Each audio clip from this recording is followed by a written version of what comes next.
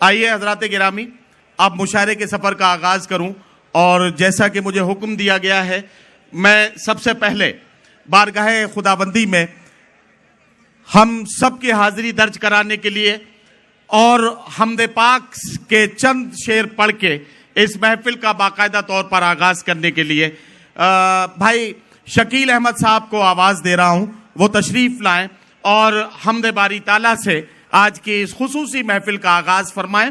جناب شکیل احمد صاحب، مائک۔ سب سے پہلے تمام تعریف اس رب العزت کے لیے ہے جس نے ہمیں اپنی ان تمام مخلوقات میں سے ایک مخلوق جو انسان کی شکل میں بنایا اور ہماری ان تمام اغراضات کو پوری کیا جس کے ہم مستحق اور محتاج تھے۔ تو میں کچھ چند اشعار اس رب العزت کی تعریف میں آپ لوگوں کے سامنے پیش کرتا ہوں۔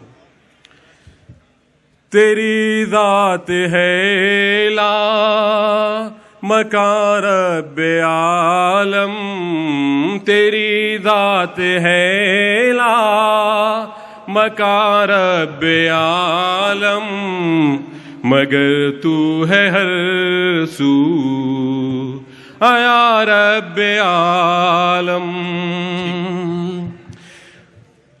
نہیں تیرا ثانی زمانے میں کوئی، نہیں تیرا ثانی زمانے میں کوئی،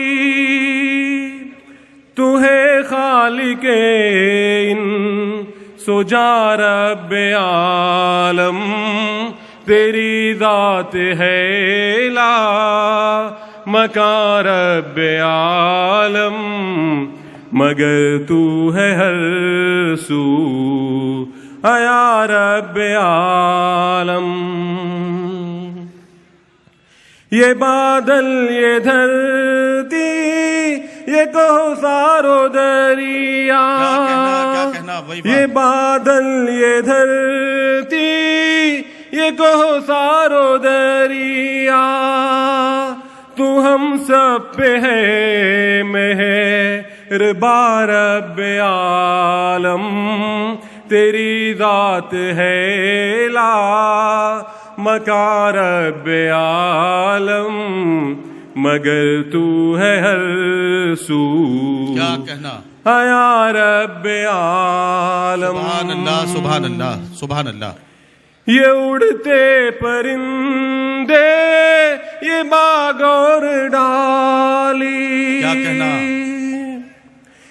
یہ اڑتے پرندے یہ باغ اور ڈالی، ہے سب کرتے تیری بیان رب عالم، تیری ذات ہے لا مکان رب عالم، مگر تو ہے ہر سو یا رب عالم۔ کیا کہنا بھائی، واہ واہ واہ، شکیل بھائی واہ واہ واہ۔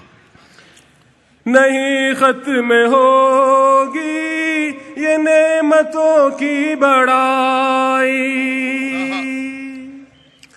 نہیں ختم ہوگی یہ نعمتوں کی بڑائی، کہاں تک کروں میں بیان رب عالم، کیا کہنا، تیری ذات ہے لا مکان رب عالم، مگر تو ہے ہر سو یا رب عالم۔